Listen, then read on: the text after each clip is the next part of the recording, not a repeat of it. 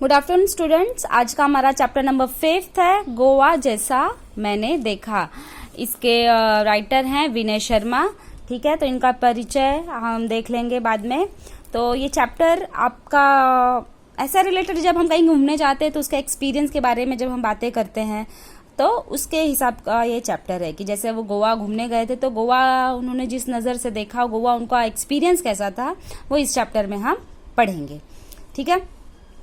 गोवा नाम सुनते ही सभी का मन तरंगित हो उठता है, और हो भी क्यों ना, यहाँ प्रकृति की आबो हवा, जीवन शैली का आकर्षण ऐसा है कि पर्यटक खुद ब खुद खींचे चले आते हैं। देश के एक कोने में स्थित होने के बावजूद भी यह छोटा सा राज्य प्रत्येक पर्यटक के दिल की धड़कन है। यही कारण है कि मैं भी अपने परिवार के साथ इंदौर से गोवा जा पहुंचा। खंडवा में मेरे साढ़ू साहब भी सह परिवार हमारे साथ शामिल हो गए। ठीक है, तो वो बोल रहे हैं गोवा के बारे में कि गोवा देखो, जैसे आप लोग भी देखो, गोवा का नाम सुनते ही सबके मन में खुशी आ जाती है, क्योंकि वहाँ पे एक तो बीचेस हैं, तो बीचेस जैसे तरंगित, मतलब उनका नेचर है वहाँ पे, वो ऐसा कुछ आर्टिफिशियल चीज़ नहीं है। वो बीचेस पे जाना, घूमना और फ्री लाइफ जीना, वहाँ पे आपको कोई चीज़ का रेस्ट्रिक्शन नहीं है, कुछ नहीं है। आप जैसे चाहे वैसे घूम सकते हो, जितनी रात को चाहे घूम सकते हो। तो ये सब सुन के हर कोई खुश हो जाता है। ठीक है, वहाँ का नेचर, वहाँ का लोगों का रहने का जीवन शैली, जैसे बोलते रहने का तरीका, ये सारा कुछ एक टूरिस्ट को, एक पर्यटक यानी टूरिस्ट जो घूमते हैं, उनको वो चीज़ आकर्षित करता है, अपनी तरफ खींचता है। इसीलिए सब गोवा सुनते ही एकदम खुश हो जाते हैं। इसी तरह हमारे विजय शर्मा जो थे, वो भी अपने फैमिली के साथ कहाँ से निकले, इंदौर एमपी में आता है, तो इंदौर से गोवा जा पहुंचे। खंडवा में उनके कौन मिले, उनके साढ़ू साहब, वो भी सह परिवार, मतलब पूरे परिवार के साथ शामिल होके वो सब कहाँ गए, गोवा। 23 नवंबर को जब गोवा एक्सप्रेस मडगांव रुकी तो सुबह का उजास हो गया था। एक टैक्सी ने हॉर्न मारा, मेरा ध्यान उसकी ओर खींचा और हम फटाफट उसमें बैठ गए। टैक्सी एक पतली सी सड़क पर दौड़ पड़ी। शीतल हवा के झोंकों से मन प्रसन्न हो गया और यात्रा की सारी थकान मिट गई। मैंने सोचा कि पर्यटन का भी अपना आनंद है। जब हम जीवन की सारी समस्याओं से जूझ रहे हैं तो उसे निजात पाने के लिए पर्यटन सबसे अच्छा तरीका है। बदले हुए वातावरण के कारण मन ताजा हो जाता है तथा शरीर को कुछ समय के लिए विश्राम मिल जाता है। तो लोग कब निकले थे, 23 नवंबर को। कौन सी एक्सप्रेस में, गोवा एक्सप्रेस में। मडगांव जब वो रुकी, गोवा का एक स्टेशन है ये मडगांव, तो जब वहां पे उनकी गाड़ी पहुंची तो उस टाइम क्या था, उजाला हो चुका था, दिन हो चुका था। जब वो स्टेशन से बाहर निकले तो टैक्सी ने हॉर्न मारा, तो सब उसकी तरफ देखे और जाके उसमें बैठ गए। फिर जब वो टैक्सी में बैठे तो देख रहे थे कि वहां की पतली सी सड़क पे जब टैक्सी दौड़ रही थी तो ठंडी हवाओं से क्या हुआ, सब खुश हो गए। मतलब वो बता रहे कि हम इतने खुश हो गए, ऐसा लगा कि जैसे कि सारी थकान जो ट्रैवल करके आए वो सारी थकान मिट गई हो उन हवाओं के झोंकों से। और घूमने का आनंद किसको नहीं मिलता, हम सबको भी अच्छा लगता है। ठीक है, कहीं घूमने जाओ तो घूमना, मतलब जैसे जो हम रोज की लाइफ में, रोजमर्रा की लाइफ में जो स्ट्रगल करते हैं, जैसे आप लोग को पढ़ाई लिखाई, स्कूल, फिर ट्यूशन, फिर होमवर्क, फिर ये फिर वो, फिर इन सारी चीजों की हमारा रेगुलर आदत हो जाता है। इन सब से हमें छुटकारा पाने के लिए क्या होता है, कहीं घूमने जाते हैं। जब हम कहीं घूमने जाते हैं तो वो चीज में क्या होता है, हमारे शरीर को भी आराम मिल जाता है और हमारी जो इतना बिजी लाइफ होता है, इतना हमारा थकान भरा सब चीजें चलता रहता है, वो सारा कुछ हमारा दूर हो जाता है। और हमारा शरीर भी कुछ टाइम के लिए क्या होता है, रिलैक्स होता है। ना खाना ना बनाना पड़ता है, सिर्फ घूमो, ना किसी का टेंशन ना कुछ। तो इसलिए इंसान हॉलीडे में थोड़ा दिन होता है ना, कि 1 हफ्ता 2 हफ्ते के लिए जाता है, 4 दिन के लिए कहीं घूम के हो आता है, ताकि वो 4 दिन का घूम के आना, उसका आने वाले 6 महीना उसका बहुत अच्छा निकल जाता है। इसीलिए लोग घूमने जाते हैं। कुछ देर बाद हमारी टैक्सी मडगांव से 5 किमी दूर दक्षिण में स्थित कस्बा बेनालियम के एक रिजॉर्ट में आकर रुक गई। यह रिजॉर्ट हमने पहले बुक कर लिया था, इसीलिए औपचारिक खाना पूर्ति कर हम आराम करने के इरादे से अपने अपने सीट में चले गए। इससे पहले कि हम कमरों से बाहर निकले, मैं आपको गोवा की कुछ खास बातें बता दूं। ठीक है, तो वो टैक्सी जब मडगांव से 5 किलोमीटर दक्षिण में साउथ साइड में स्थित जो उनका कस्बा बेलेनियम एक रिजॉर्ट था, एक होटल था, जहाँ पे उन्होंने पहले से ही बुकिंग कर ली थी। अब वो अपने होटल पहुंच गए, थोड़ा बहुत खाना वाना खाए और उसके बाद वो सब अपने अपने आराम करने के लिए आराम करने चले गए। ठीक है, तो ये ऊपर की जितना भी आपने पढ़ा ये प्रेजेंट चीज थी कि वो प्रेजेंट सिचुएशन बता रहे थे। अब जब वो गोवा घूमने आए हैं तो बोल रहे हैं कि अब आपको गोवा की खासियत बताऊंगा, क्योंकि गोवा की खासियत क्या है कि लोग यहाँ आना पसंद क्यों करते हैं।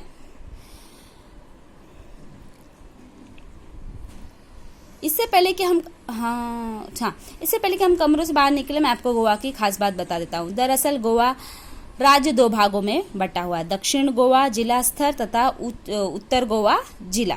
ठीक है, तो गोवा 2 भागों में बटा हुआ है, south Goa and north Goa. ठीक है, साउथ एंड नॉर्थ इसमें ये बटा हुआ है। और इसकी राजधानी क्या है? पणजी। ठीक है, तो गोवा की राजधानी है पणजी। और ये इंडिया का सबसे छोटा राज्य है, जो गोवा है ना, सबसे छोटा राज्य है हमारा। ये भी 2 भागों में बढ़ गया है, साउथ एंड नॉर्थ में, और इसकी राजधानी पणजी है। ये नदी के किनारे स्थित है। ठीक है, तो आप मैप में भी देखोगे इंडिया में तो जो गोवा का लोकेशन आप देखोगे तो एकदम वो मतलब साइड में वो सब महासागर वगैरह है। मुंबई भी अपना समुद्र के किनारे बसा हुआ है, उसी तरह गोवा भी। तो इसीलिए वहां पे जो, और उसमें भी जो उसकी राजधानी है, उसकी राजधानी जो पणजी है वो भी समुद्र के किनारे ही स्थित है। यह नदी काफी बड़ी है तथा वर्ष भर पानी से भरी रहती है। कौन सी नदी? मांडवी नदी। ठीक है, मांडवी नदी में हमेशा मतलब पूरे साल पानी रहता है। फिर भी समुद्री इलाका होने के कारण यहाँ मौसम प्रायः उमस तथा हवा में नमी बनी रहती है। तो जैसे हम लोग ने देखा है कि जो कोस्टल एरियाज होते हैं, ज्योग्राफी में हमने पढ़ा ही है, जो समुद्र के किनारे के एरियाज होते हैं, तो वहाँ की जो हवा रहती है वो ठंडी नहीं रहती है। ठीक है, वो हमेशा थोड़ी गर्मी वाली हवा रहती है, और जो हवा जो उसमें रहती है उसमें नमी बनी रहती है। नमी मतलब एकदम मतलब वो थोड़ा हमारे बॉडी को चिपचिपा बनाती है, ऐसा वहाँ का हवा रहता है। शरीर चिपचिपाता रहता है, लेकिन मुंबई जितना नहीं, क्योंकि ये चित्र हरी तीमा से भरपूर, फिर भी धूप तो तीखी ही होती है। ठीक है, तो वो हवा के कारण वहाँ का जो गोवा के लोग रहते हैं उनकी बॉडी चिपचिपी रहती है। मुंबई में भी जो समंदर के किनारे जिनके घर हैं, बंगलोज हैं, तो उनकी भी बॉडी चिपचिपी रहती है, क्योंकि वो बीच के पास रहते हैं। तो इसका ये क्यों होता है, साइंटिफिक रीजन इसका हमने ज्योग्राफी में पढ़ा है, साइंस ने पढ़ा हुआ है। ठीक है, यूं तो गोवा अपने खूबसूरत सफेद रेतीले तटों, महंगे होटलों तथा खास जीवन शैली के लिए जाना जाता है, लेकिन इनके बावजूद यह अपने एक सांस्कृतिक विरासत भी समेटे हुए हैं। ठीक है, तो गोवा बीचेस से फेमस है, सफेद रेतियों से, और वहाँ के जो होटल्स है, जो रिजॉर्ट वगैरह काफी महंगे होते हैं, काफी अच्छे होते हैं, और वहाँ की लाइफस्टाइल इन कुछ चीज़ों के लिए वो काफ़ी फेमस है। इसके अलावा भी जो वहाँ का ट्रेडिशनल चीज़ है उससे भी ये बहुत फेमस है। यहाँ की शाम बड़ी अच्छी होती है, तो चलो इस शाम का आनंद लेने। गोवा की शाम बहुत ही अच्छी होती है, तो अब हम कहाँ जाएंगे? गोवा की शाम का आनंद लेने। तो चलो हम गोवा की शाम जाते हैं। उसके लिए हम कहाँ जाएंगे? बेनालियम के बीच की ओर चले। तो वो बीच जहाँ पे उनका रिजॉर्ट था वहाँ पे ही वो बीच था। तो अब वो शाम में कहाँ गए वो लोग? बीच पे गए।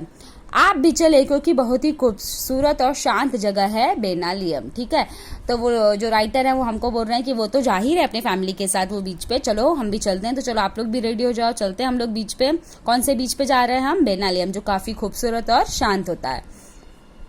दिन भर की थकान तथा उमस भरी गर्मी के बाद शाम को बीच पर जाना बड़ा अच्छा लगता है। रिजॉर्ट के बीच की दूरी कोई 1 किमी सी थी, लेकिन जल्दी जल्दी चलने के बाद भी यह दूरी तय नहीं हो पा रही थी। अरब सागर देखने का उत्साह बढ़ता ही जा रहा था। अचानक लहरों की आवाज सुनाई दी और रणभेदी की तरह थी। आवाज सुनाई दी जो किसी रणभेदी की तरह थी। हम सभी दौड़ पड़े। सड़क पीछे छूट गई थी, इसीलिए रेत पर तेजी से दौड़ना मुश्किल हो गया।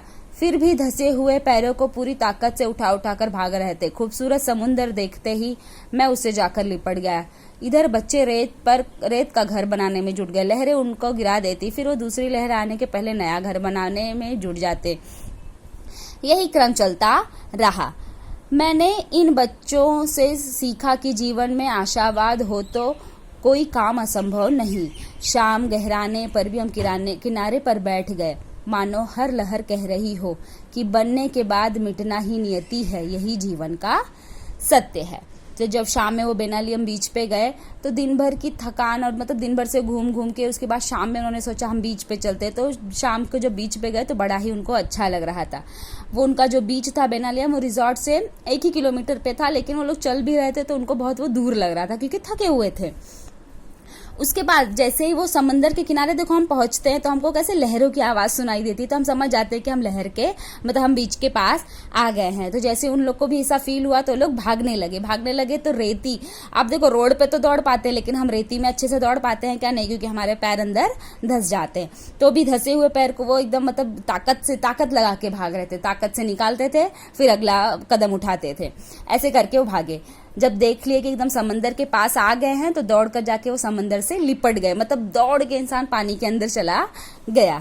ठीक है। और फिर उसके बाद उन्होंने बच्चे थे, बच्चों को तो यही खेलने आता है कि जाकर क्या करते हैं वो रेत में घर बनाने लगते हैं। वो घर बनाते, फिर समंदर की लहर आके वो घर उनका तोड़ देती। फिर जब लहर पीछे जाती फिर बच्चे फटाफट घर बनाते, फिर आकर वो लहर तोड़ती।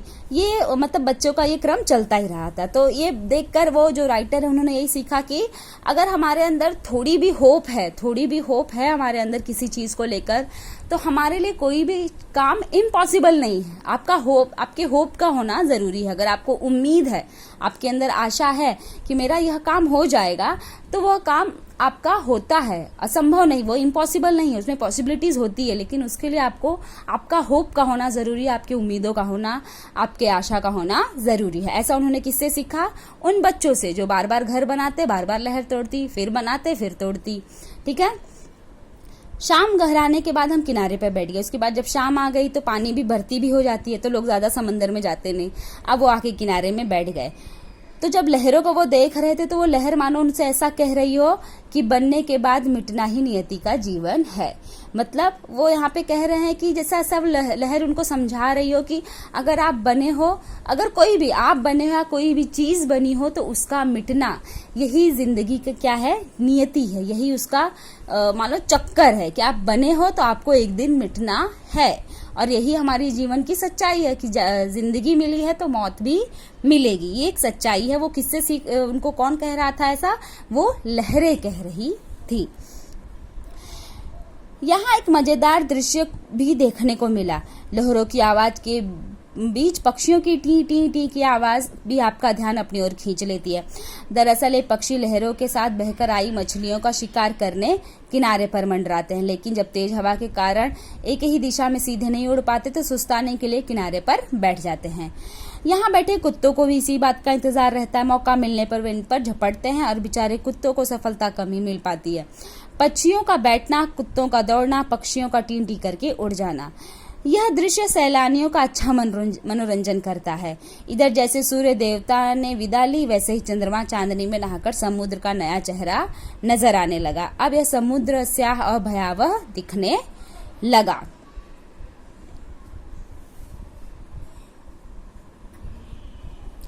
ओके। तो यहाँ पे वो कह रहे हैं कि जब वो दृश्य तो देख ही रहते समंदर की लहरों का, अब उसमें पक्षियों की आवाज भी टी टी करके जो आती थी उसका भी अपना मजा था, उसमें भी लोगों का ध्यान रहता था। तो बता रहे कि पक्षी जो मछलियां बहकर समुद्र के किनारे आ जाते हैं तो पक्षी वो मछलियों को खाने के चक्कर में किनारे में बैठे रहते हैं, और उनको पक्षियों को खाने के लिए कुत्ते बैठे रहते हैं। मतलब सबको अपने खाने की तलाश होती है। तो जैसे ही कुत्ते दौड़कर उनपे झपट्टा मारने जाते हैं पक्षियों पे, वैसे ही पक्षियां टी टी करके उड़ जाते। तो ये खेल चलता रहता है, और ये खेल भी काफी आनंद जैसा था कि जो लोग देखते थे खुश होते थे, ऐसा होता था। ठीक है। तो ये सब देखने के बाद ऐसा लगता था जैसे ही इधर से सूर्य देवता ने विदा ली, मतलब जैसे ही सनसेट हो जाता था वैसे ही चंद्रमा और चांदनी, आसमान में चांद और उसके तारे सितारे आ जाते थे ऊपर, और समुद्र का नया चेहरा। जैसे दिन में समंदर अलग दिखता है, लेकिन अगर आप रात में जाओ तो समंदर उतना ही भयानक दिखता है। स्याह और भयावह मतलब कि दिन में वो समंदर बहुत हमें खूबसूरत, जैसे ही रात होती है वो समंदर एकदम काला और भयानक दिखने लगता है। आप कभी भी देखो, आप कभी जाओगे कहीं भी घूमने, ठीक है, आप गोवा नहीं तो अलीबाग वगैरह भी जाओ, तो आप अलीबाग में अगर बीच के किनारे आप गए, आप दिन भर वहां पे रहो, और वापस जाने के बाद जब आप रात में आओगे उस बीच के पास, तो वो बीच आपको सच में डरावना लगता है, क्योंकि पूरा काला और शांत, और पूरा पानी एक तो भर जाता है आगे तक, और सिर्फ वो लहरों की आवाज हमको सुनाई देती है। तो सच में बहुत भयानक लगता है। अगले दिन हमने बस से गोवा घूमने की योजना बनाई। वैसे घूमने फिरने के लिए यहाँ बाइक आदि किराए पे मिल जाती है, उन पर घूमने का मजा भी आता है, लेकिन बच्चों के कारण हमने बस से जाना मुनासिब समझा। यहाँ सी फूड की अधिकता होने के कारण शाकाहारी पर्यटकों सुस्वादु भोजन की समस्या से भी दो चार होना पड़ता है। काफी भटकने के बाद अच्छा भोजन मिल गया तो समझो किस्मत, जेब तो ढीली हो ही गई। हर समस्या से हमें पहले से ही पता थी। ठीक है, तो अब एक दिन हो गया उनका बेनालियम बीच के पास का सीन हो गया। अब उसके बाद अगले दिन उन्होंने क्या सोचा, हम बस से घूमेंगे। वैसे गोवा में आप देखो तो रेंट पे हमको बाइक मिल जाती है, 2 व्हीलर 4 व्हीलर जो चाहिए आपको रेंट पे मिल जाता है। 2 व्हीलर पे गोवा घूमने का अलग ही मजा होता है। ठीक है, लेकिन उनके साथ बच्चे थे इसलिए उन्होंने बस से जाना सही समझा। और गोवा में सी फूड, क्योंकि समुद्र के किनारे है तो वहाँ के सी फूड काफी ज्यादा मिलते हैं। और जो शाकाहारी होते हैं, जो वेजिटेरियन होते हैं, उनके लिए थोड़ा टेस्टी खाना मिल पाना बहुत मुश्किल होता है। और बहुत मुश्किल से अच्छा खाना मिल भी गया तो अच्छा खासा जेब भी ढीला होता है, मतलब पैसे भी खर्चे होते हैं। तो ये सारी प्रॉब्लम्स पहले से ही जो लेखक है उनको पता थी, इसीलिए उन्होंने क्या किया देखते हैं हम।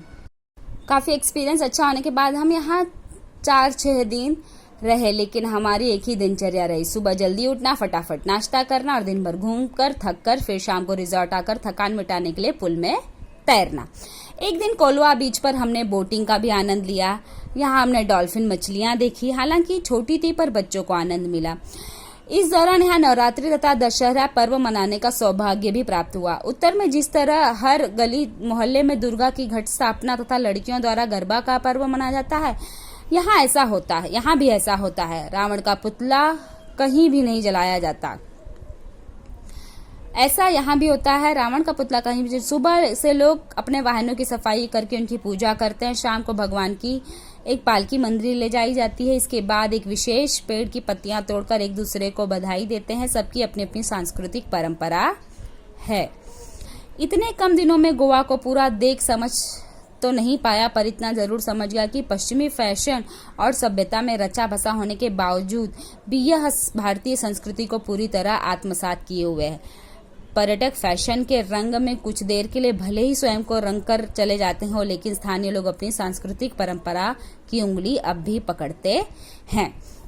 ठीक है, तो मतलब उन्होंने जब तक गोवा में थे उनकी एक ही दिनचर्या थी, एक ही रूटीन था कि सुबह जल्दी उठो, खाना खाओ, मतलब नाश्ता करो, फिर घूमने चले जाओ, घूम के शाम को जब वापस थक कर आओ तो रिजॉर्ट में आकर उनके पुल में, मतलब स्विमिंग पूल था उसमें आके करना, क्या स्विमिंग करना, पुल पे तैरना।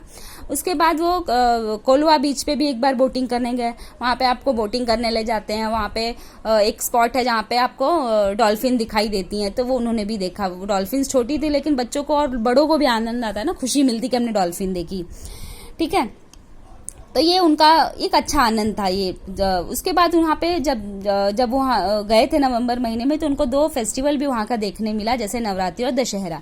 तो नवरात्रि भी वैसे ही मनाई जाती थी कि दुर्गा माँ का घट स्थापना होता था, लड़कियां गरबा खेलती थी।